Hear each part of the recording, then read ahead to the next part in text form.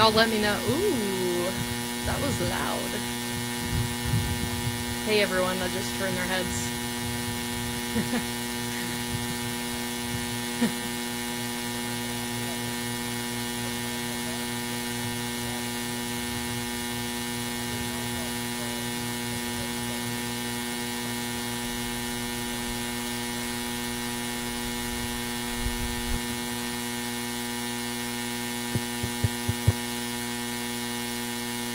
It's not the drone, is it?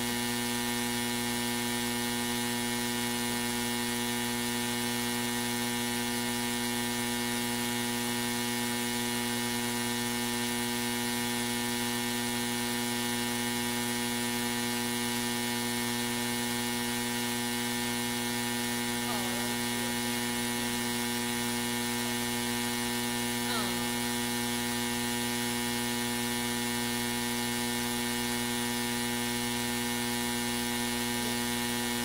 Yeah, no worries. It says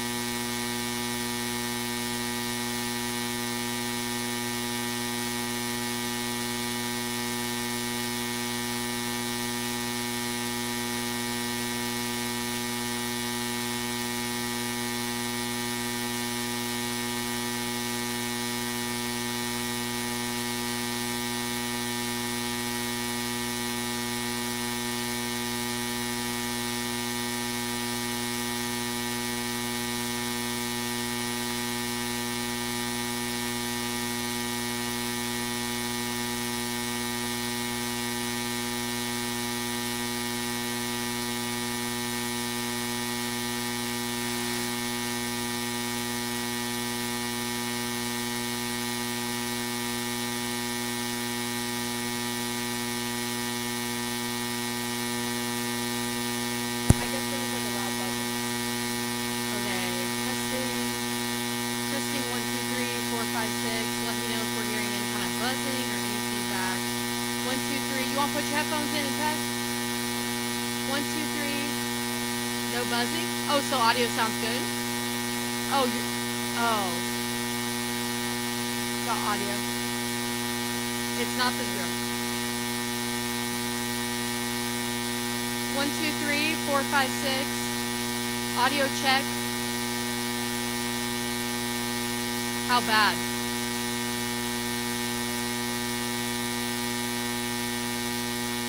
One, 2, 3, 4, 5, 6. Today is Thursday, I think. It's been a long week. 1, 2, 3, 4, 5. No audio.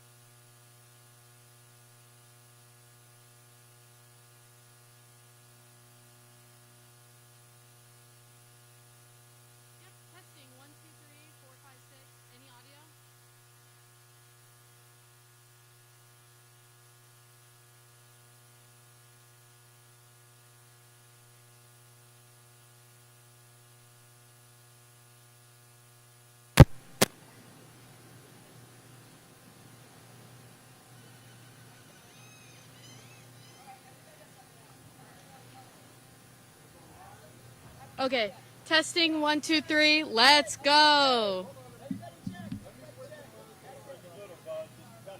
1, 2, 3, 4, 5, 6, 7, 8. Audio good? Okay, everybody check your own lines. We got them too. We'll make sure everyone's got it.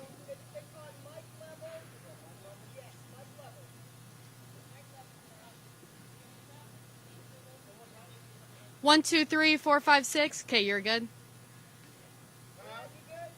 1, 2, 3, 4, 5, 6. Everybody good?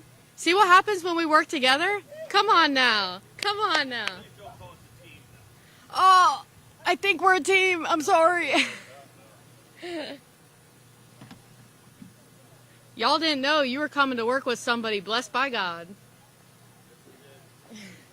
All right, confirming everybody is good on audio. Great. That's the last time I'm checking. Oh wait, our speaker's connected. I think they're connecting that.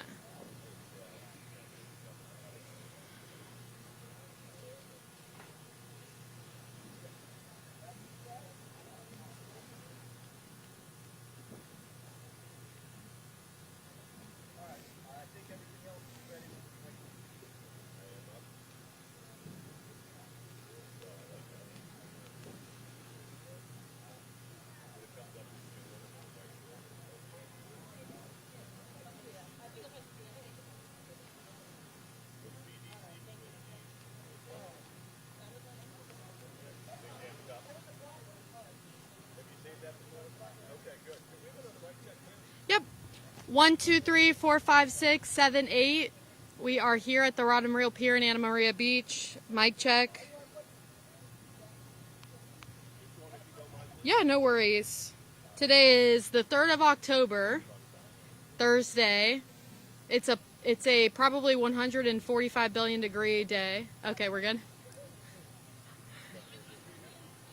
Yep.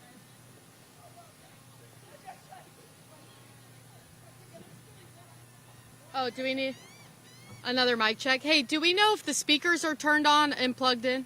Oh, that's what she's working on. Okay. Sorry, I can't hear from over here. There we go. Some serious effort going in.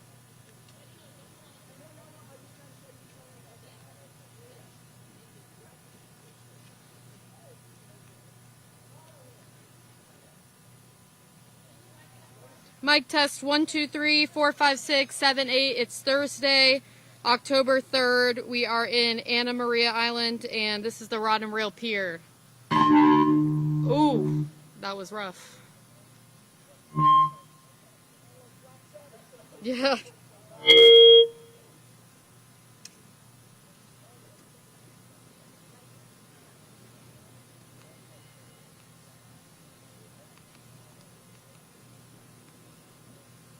I'm not too concerned. Oh, there we go. 1, 2, 3, 4, 5, 6. Some nice clear audio. Okay. Problem solved. Can we turn it down a little bit? I just feel like I'm hearing myself too much. Okay, 1, 2, 3, 4, 5, 6. Evan, can you hear me? Yeah? Okay, let's keep it at that, if that works, guys. Yeah, that's perfect. Keep it at that. I'm gonna start karaoke. No. Yeah. I just sent to you like every 5 minutes.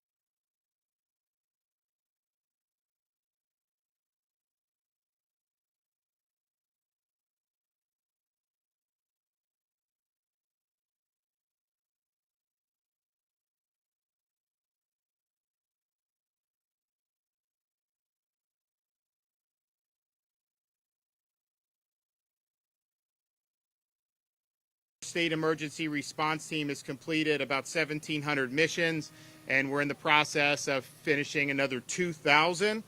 Our search and rescue was finished very quickly, I think, as people know, and a lot of those assets are rescuing people in North Carolina in the mountains. We have 17 pods, points of distribution, open around the state. Food, water, other items you may need. If you can go to floridadisaster.org/updates.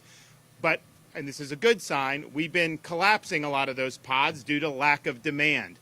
So we had pods in different areas. No one was really going. So you collapse. And so the general is going to continue to collapse if there's not enough traffic to justify how we're happy to do it. But at the same time, a lot of these areas that are recovering, the stores are open and people do have access to things. So that when we're closing them, it's actually a good sign.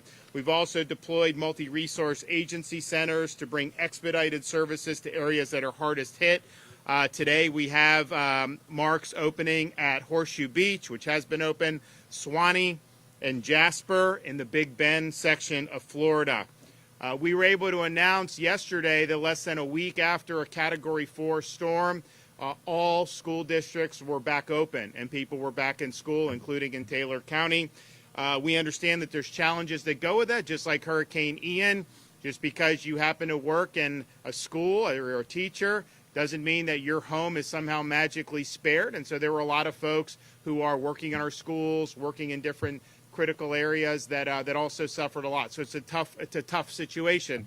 So we wanted to help with that. So we did, through the Florida Disaster Fund, to the counties that were the hardest hit in the Big Bend, $50,000 to each of their local education associations. That can help teachers with whatever costs are associated with getting them back on their feet. And that worked well during Hurricane Ian in Southwest Florida. We're bringing it back to the Big Bend.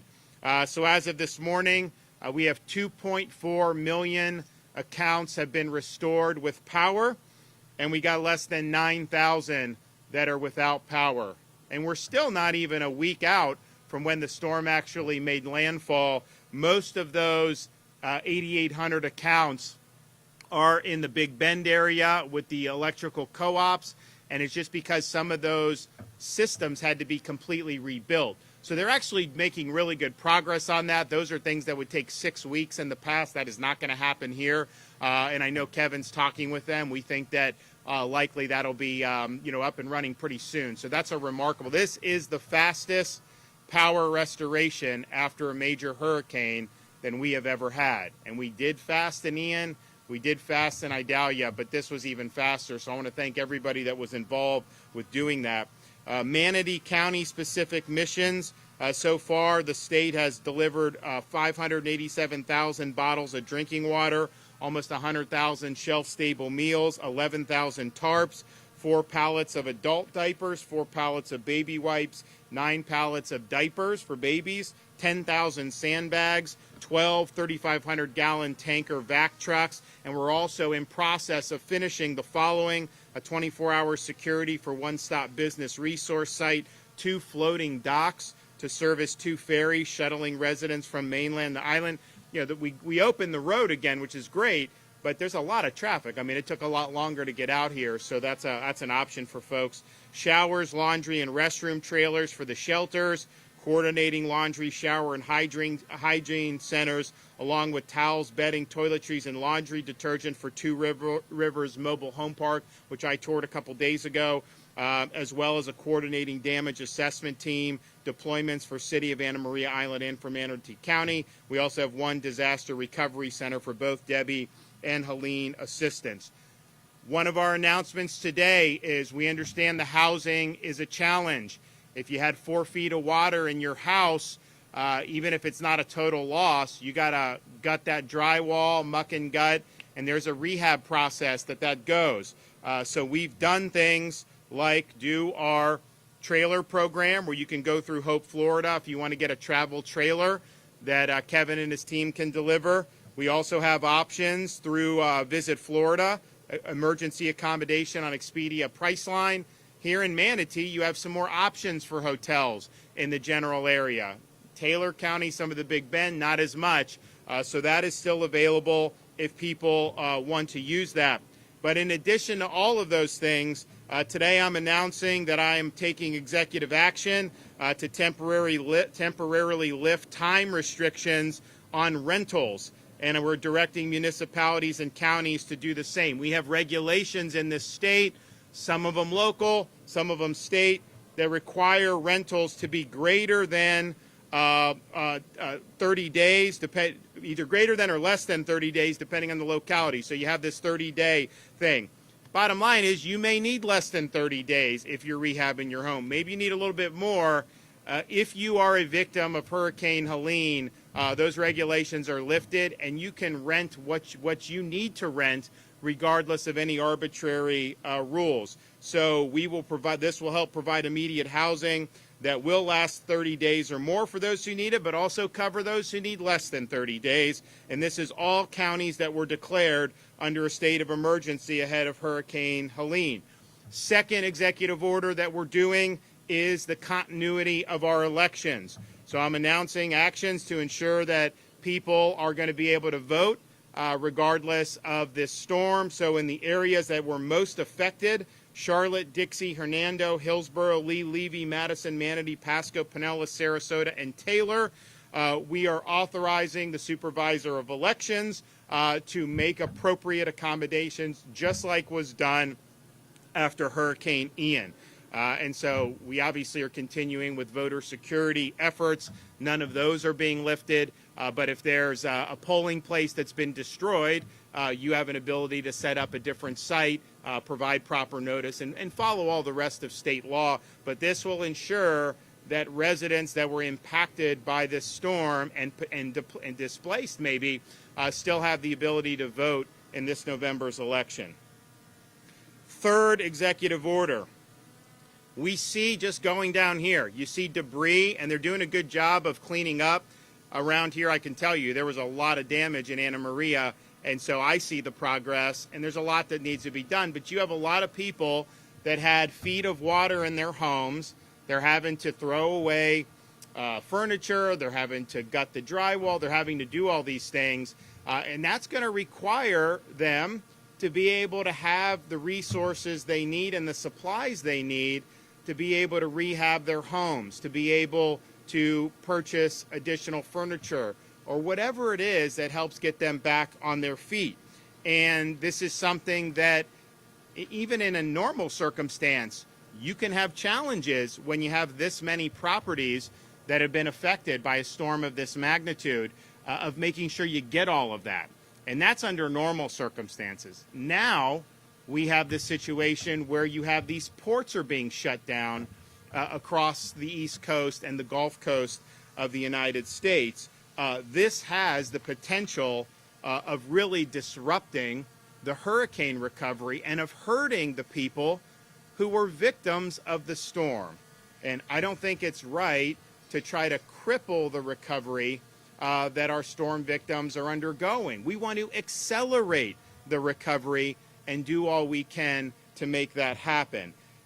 What is going on in this work stoppage will negatively impact the distribution of cargo, and that will include perishable foods, medical equipment, home goods, electronics, machinery, apparel, vehicles, vehicle parts, lumber, steel, as well as other essential construction and hurricane supplies.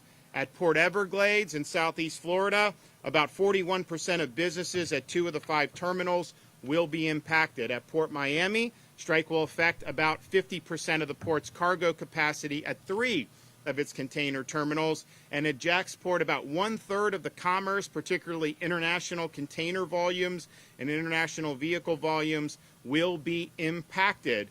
This could lead, and indeed, if it goes on longer, will lead to significant supply chain disruptions. This will cause delays in the delivery of critical goods, and it will result in inventory shortages. Economic forecasts show that for every 36 hours this continues is equal to 1 week of supply chain disruptions. Do we have time for weeks of disruptions, given all that's happened in communities in Florida and throughout the Southeast? I don't think so. I think we need to get the stuff here as soon as possible so that people can get back on their feet. So as Floridians work hard to recover from Hurricane Helene, we have thousands of houses that are requiring substantial repairs or complete rebuilds. We know that these downstream harms to our residents are not acceptable. Our residents need reliable, steady supply of resources and building materials to keep their families fed and rebuild their homes and businesses. And so we have a responsibility in the state of Florida to do everything we can to avoid, mitigate, or minimize these disruptions that will have a negative impact on the people of Florida. So there are ships that have nothing to do with this, these negotiations. They may need a place to be able to come, and we just want to send the message, you can come to the state of Florida. You have Port Manatee can accept some of these ships. In fact, there's a ship that's got a bunch of steel that would be used for things that we need that may end up being rerouted. So Florida is open. We want to use our resources to be able to get all this stuff to the market so that people are able to use what they do. We have 16 different deep water seaports. We will work with you to get critical commodities to shore and promptly plugged into the supply chain. At my direction, the Florida National Guard and Florida State Guard will be deployed to critical ports affected to maintain order and, if possible, resume operations, which would otherwise be shut down during this interruption. Florida Department of Transportation is coordinating calls with seaport rail and trucking partners to ensure that all are prepared and positioned appropriately to limit disruptions to the supply chain and other areas should this continue. I'm also directing Florida Department of Transportation to temporarily waive the collection of tolls and other fees for commercial vehicles using public highways in Florida and waiving the size and weight restrictions normally governing vehicle transportation for the duration of this emergency. This will help expedite the movement of goods that have been impacted from seaports to intermodal logistics centers, distribution centers, and delivery points, and very well may help offset additional costs incurred by operation during this period. Finally, I'm directing the Florida Highway Patrol to manage the flow of traffic from all Florida seaports and adjacent roads and highways as needed to further expedite the flow of goods that are currently being held up. This will include the provision of law enforcement escorts for commercial motor vehicles by FHP officers upon request. And I would say that this is something that would have significant impacts on the nation's economy anyways, but to have this happen in a way that could negatively impact people that are reeling from a Category 4 hurricane, that is just simply unacceptable. So it really is incumbent upon the Biden-Harris administration to do everything in their power to ensure that these goods are where we need to be, that people are not left hanging out in the cold waiting for these goods if they're sitting in the ocean somewhere and they're not being able to be used here in the state of Florida or in Georgia or North Carolina or where people are going to desperately need this. We need to accelerate. We have no time for delays. Biden-Harris has a responsibility to stand up for the storm victims, stand up for the people who've had their homes damaged or who've lost their homes, and make sure they have what they need to get back on their feet. For the next 2 weeks, Hope Florida will be 24/7. If you need resources, non-government resources, or travel trailers, you can call 1-833-GET-HOPE, 1-833-GET-HOPE. We have Hope buses in Dixie and Hamilton counties. We also have Hope navigators in Charlotte, Sarasota, Lee, Levy, and Manatee counties going into neighborhoods directly impacted by the storm to offer resources and support. We do have individual assistance available here in Manatee and the surrounding counties that were hit, and we appreciate that. We have an importance in a time of uncertainty like this. We have a responsibility to ensure that people don't take advantage of it. We are a law and order state. If people want to come and try to loot or try to take advantage of people when they're on their backs, you will face severe consequences. And it may be law enforcement consequences that will hold you accountable, but we also have a lot of citizens that are going to defend their property. So do not even think about messing around in the state of Florida. You will regret it. This weekend, we were down in Bradenton Beach. We launched the Gulf Drive emergency repairs. We had 4 or 5 feet of sand covering the road. There were damages to the road. I mean, you look at the picture before, and then you look at what happened after the storm. It wasn't even recognizable in some areas. We wanted to make sure that this was not going to be something that was going to take weeks or months, as some people said, and probably would take weeks or months in many other states because of bureaucracy. We said you got to get going. Within 24 hours, Longboat Key portion was reopened, and on Monday night, really just a couple days after launching the emergency repairs, the entire 16-mile stretch of emergency repairs was completed. So I want to thank the Department of Transportation and Jared Perdue for getting that done very quickly and efficiently and making sure that people are able to use that important road. We have been talking about emergency bridge loans for businesses. We've set aside $15 million. We could do more if there's a demand. This is a zero-interest loan for up to $50,000. Very flexible repayment options. And so if you're somebody that needs that, use it. We've approved 99 loan applications for more than $4 million. And we have, like I said, we've got up to $15 million at a minimum that are ready to go. We've also made sure that you have places that have these restaurants that had either total destruction or significant damage. Some of them still want to be able to stay in business in the short term. Well, we've waived any limitations or any bureaucracy so that if you want to start a temporary restaurant, have it in a food truck, you should go do that. And government shouldn't be holding you back. So that is approved, and I know there's going to be restaurants that are going to be doing that, and we welcome that. We want you to be able to continue to earn revenue in this transition time. FloridaDisasterFund.org is open. It can accept taxpayer donations. I mentioned we did $50,000 increments to these Big Bend counties for the teachers. We'll probably do some stuff for maybe first responders as need be. So that's something that's been effective, and we appreciate people that have helped with that. Because our rescue operations happened very quickly, and because there was not a demand for that shortly after the storm, Florida redeployed resources to North Carolina under Operation Blue Ridge. They are working across multiple agencies to provide rescues, to provide food and water and essentials to people who are really in need. We also have our Florida Department of Transportation has brought crews to help repair roads, including 7,500 of emergency feet of bridges, and those will be utilized as appropriately, and we're happy to do that. We had just a couple days ago, we had people from the Florida Guard as well as Fish and Wildlife make contact with a community of 100 families that was stranded. They didn't have access to food or water. The team airlifted in rations, clean water, and fuel. Yesterday, a family of 3 was relying on rainwater and running low on food until the Florida State Guard and FWC showed up to provide badly needed food and water. National Guard also brought a generator to a home with a well, allowing them to provide water to the entire neighborhood until power is restored. And I'm pleased to announce that Florida successfully evacuated 3 families overnight from storm-hit parts of North Carolina to Florida, including the family's dogs. So this operation, assisting Floridians seeking rescue in North Carolina, is ongoing. If you have somebody there, or if you are there and you have access to comms and you need to be rescued, you can go to FloridaDisaster.org/Operation Blue Ridge. So we are, all systems go on everything we can do to be helpful.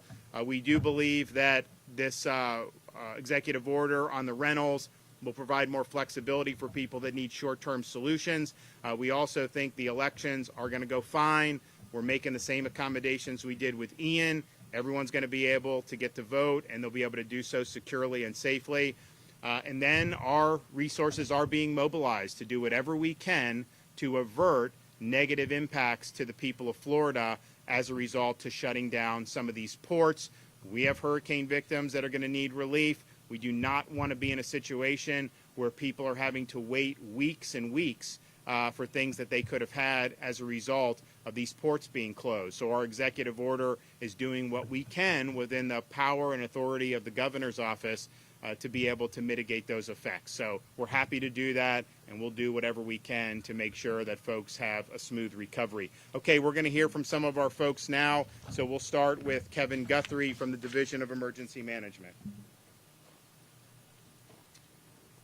Hello, everyone, and thank you, Governor DeSantis, for your nonstop support as we continue to recover from this storm. Recovery is a very long process, but we have continued to work towards making it faster.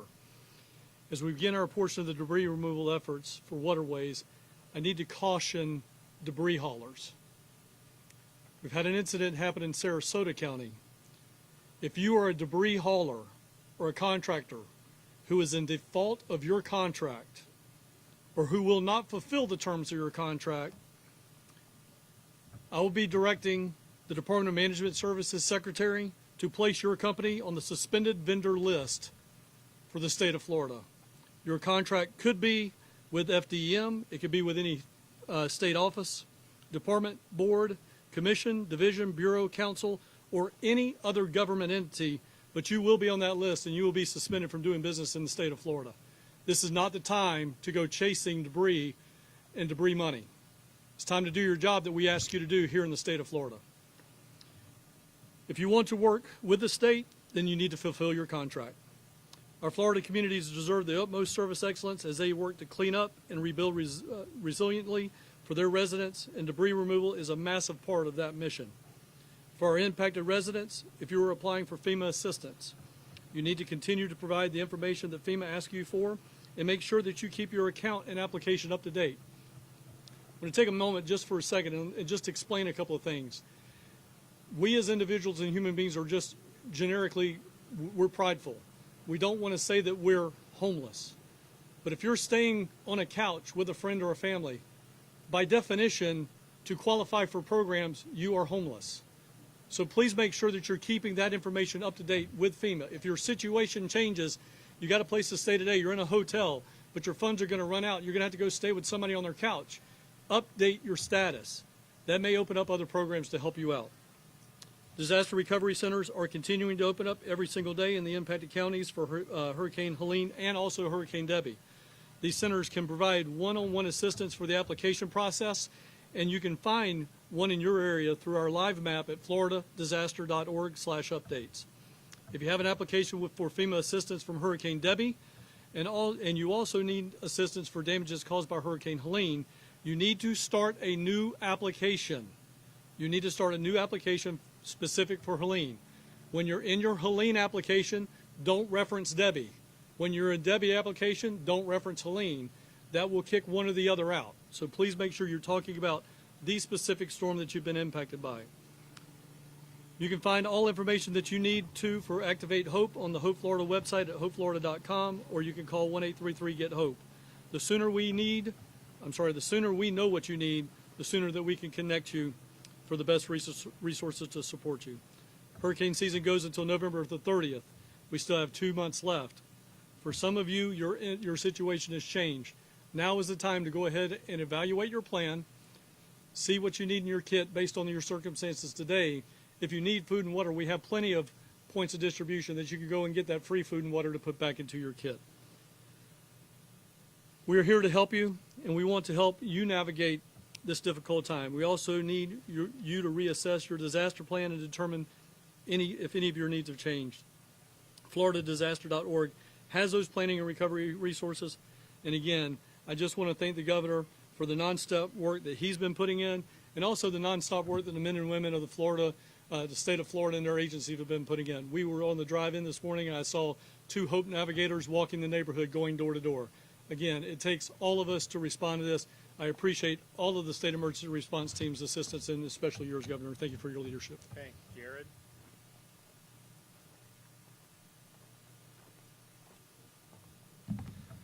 Governor, thank you for your leadership on this issue and fighting to protect our supply chain.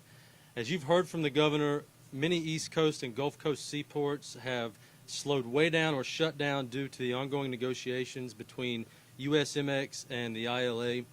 As the Transportation Secretary of Florida, FDOT fully understands that the transportation network is the nexus for Florida's supply chain. It is quite disappointing we've reached this point given the well-known ripple effects a disruption in our supply chain has on the quality of life for our country and, most importantly, our Florida residents. Most of the things we buy every day come through one of our 16 deepwater seaports. These 16 ports produce 900,000 direct and indirect jobs, annually provide more than $117 billion in economic value, and handle over 114 million tons of cargo. The East and Gulf Coast ports combined handle about 25 to 30% of U.S. imports of steel, cement, and other construction materials that are needed for Floridians to quickly rebuild after Hurricane Helene. This is especially critical during this time of hurricane recovery for a large portion of our state and the whole eastern seaboard. I've been in the field with our FDOT crews who were deployed to the field within hours of Helene's landfall.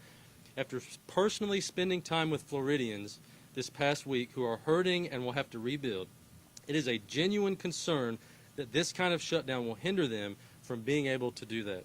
Our FDOT crews have worked around the clock to clear Gulf Boulevard in Pinellas County, to cut and toss I-10 in a matter of hours after the storm, and also cut and toss over 12,000 miles of roadways statewide. We inspected over 1,900 bridges across the state and removed debris and repaired all of our critical infrastructure within days of the storm making landfall.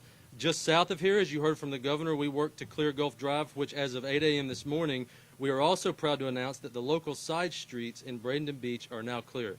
People want to get back to normal, and under the governor's leadership, FDOT is committed to helping them do just that. If this issue is prolonged, Florida will directly feel the impacts with a lag in receiving construction materials, consumer goods, and agriculture products, amongst many other things. FDOT is proud to answer the governor's call in this executive order. When we do reopen, we need to be ready for the influx of cargo at our seaports and getting that cargo to its ultimate destination as quickly as possible. Our team has already begun coordinating with our seaport and trucking partners, Florida Commerce, Florida Highway Patrol, and our National and State Guard leadership to ensure they have access to all resources and information they may need to help mitigate the impacts of this issue. Under the governor's executive order, the state stands ready to waive tolls, size and weight restrictions, and hours of service for truckers, and to coordinate FHP and National Guard and State Guard escorts and convoys for trucks and manage the flow of traffic leaving out of seaports. FDOT is ready to serve in any capacity we can, including supporting those seaports not impacted by the strike who are able to receive and prioritize vessels with a Florida port of call who may be carrying medical equipment and hurricane recovery supplies. Florida seaports are still open for business, and we welcome any vessels to redirect here. Thank you to our port partners who have been steadfast in seeking solutions to ensure Florida experiences as minimal impacts as possible. I've witnessed firsthand the destruction this storm has caused across Florida and the Southeast. It's unacceptable that this continues as Floridians, and I stand with Governor DeSantis in trying to recover from a devastating hurricane and keeping our supply chain moving. Thank you, Governor, for supporting our communities in their greatest time of need and standing with us as we work to protect Floridians. Thank you.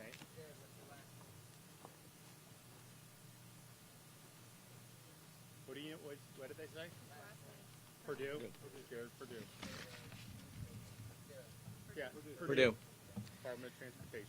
Governor, thank you for your leadership, for your support, and for your decisive actions enabling a broad and capable hurricane response.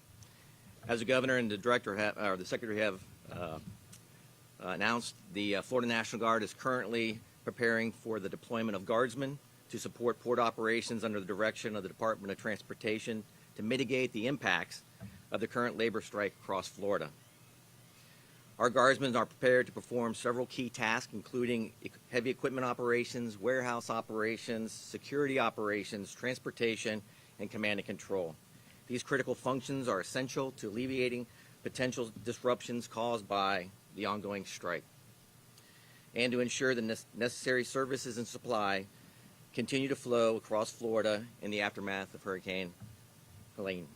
The Florida National Guard continues to support hurricane operation response both here at home and in Carolinas, and stand ready to support Secretary Perdue and the Department of Transportation with the deployment of personnel and essential capabilities across Florida's major ports. Governor, your Florida National Guard stands ready to support. Okay. So we will continue to really press on this. We know it's important, and we know we've got to do everything we can to make sure people are able to get back up on their feet. And it's going to take time, but we don't want it to take more time than is necessary because of some of these interruptions. So thanks for everyone involved with that. Governor, we've seen several times you work with President Biden in the past. Met him at several disasters. Is there a particular reason you're not with the president today in Tallahassee? No, we had this plan. Governor, last night the City of Holmes Beach enacted a 45-day moratorium on vacation rental reservations. Will your executive order today supersede that?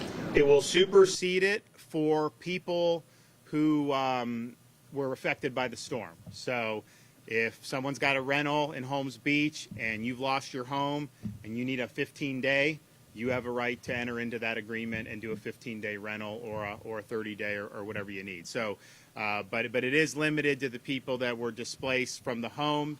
Obviously, these local municipalities have certain authority to do how they want to do it, generally speaking, for the general public. But for our storm victims, we want to give them as many options as possible. We're seeing a lot of tourists that had vacations planned to places like Anna Maria and I'm sure other places along the coast, wondering if they should come. What's your messaging for people just wondering if they should be visiting these disaster area recovery zones? No, look, I mean, I think, this is something where I know the mayor's here and others, and I know they're approaching it very thoughtfully, but my view would be that there's still a lot of good stuff. We want the economy to get back going. We want people to be able to come, and there may be some areas where it may be a little bit more challenging, but the goal needs to be to get people back up and to get the tourism flowing again.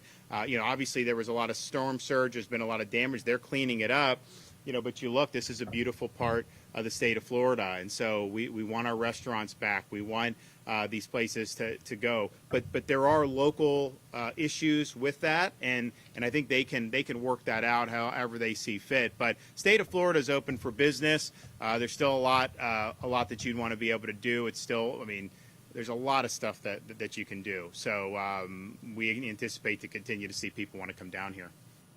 We know that there's a tragic death toll, more than 200 people across the southeast.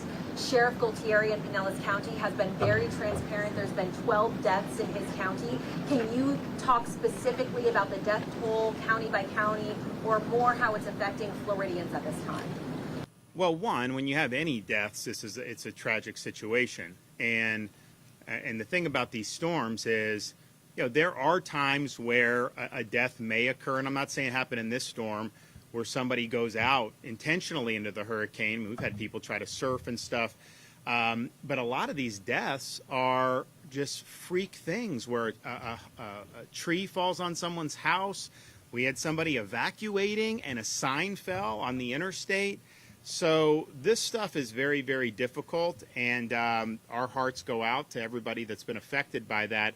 We do have county by county. I don't have it off the top of my head, but if you follow up with our guys, they're happy to do it. Pinellas is where at least the plurality of storm deaths occurred. And then I would also say some of the other ones, whether something is a storm-related death or not, sometimes people have some disputes. So, for example, some of the deaths that have been reported go as far as Jacksonville and Miami, which obviously were not close to the main action here, but may have had some stuff. So, but yes, we have that and do. I will say, just with our guys being in Western North Carolina, that is where I think most of the deaths have occurred.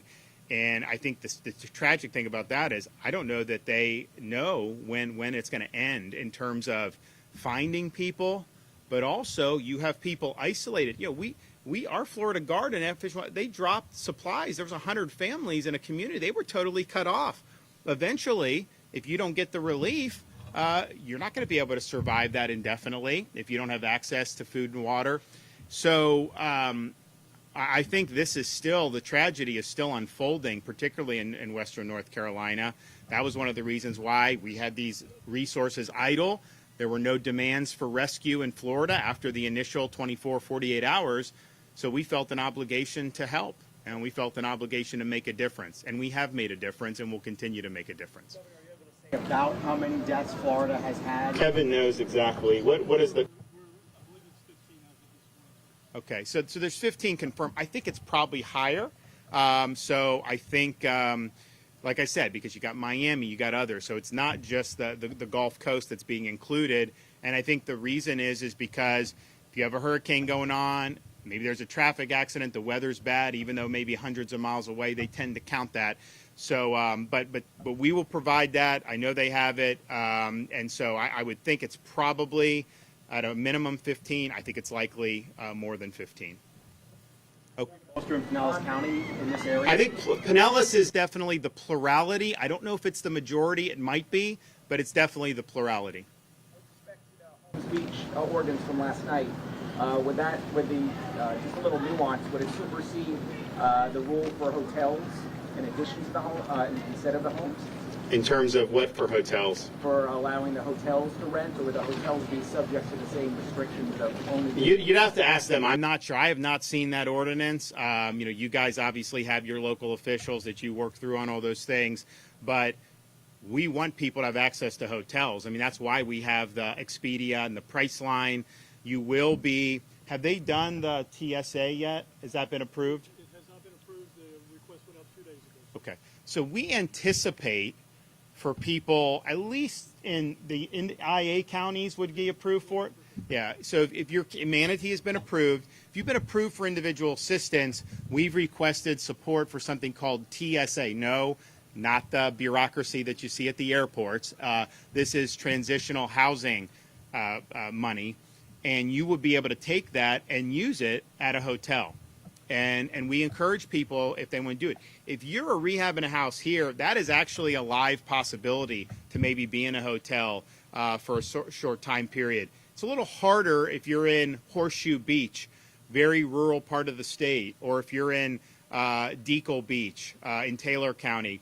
They may not be able to use. But I do think the greater Tampa Bay area, the folks that need transitional housing, that TSA very well may be something that'll be useful. And the thing is, it's helpful for the hotels too, because to the extent they have had interruption and anybody coming down, they're able to basically rent the rooms out and continue to get revenue on their end as well. So that we anticipate that will be approved, and then anybody here who's been displaced in Manatee, Pinellas, Hillsborough, Pasco, all those counties, you will be eligible for that. And Kevin, how long does that go for? It could be extended. We usually do it 30 to 60 days at a time, when we extend 30-day.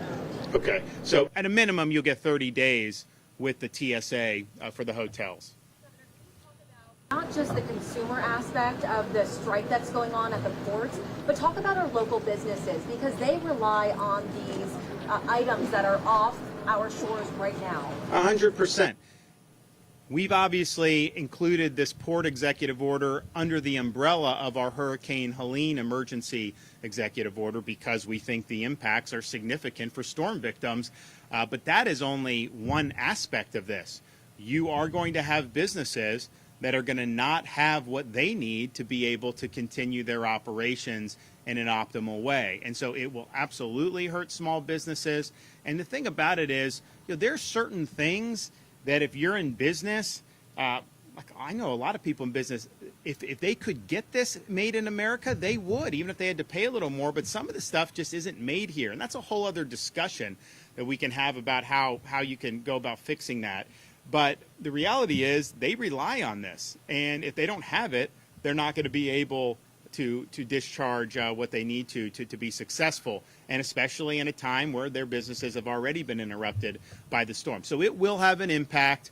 Every 36 hours of shutdown at the ports is like a week of delay of different materials. And what happens is it initially is something you can probably get through in the first however many day or two, because there are inventories, may have surplus and whatnot. Sometimes people plan for some of this stuff, and so you do that. But as you go further and further, the effects become exponential, and they really build and they really snowball. So why would we want to be doing this right now? I just think the harm to people is going to be really significant, and it's my responsibility to do whatever we can to alleviate that as best we can. And look, our tools are imperfect, but we're going to sure deploy them as necessary.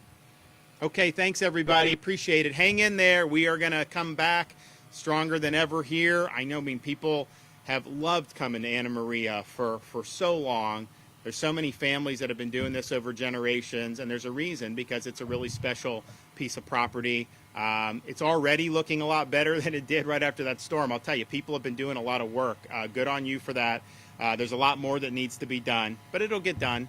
It'll happen, and we want to get everybody on their feet as quick as possible. Thanks.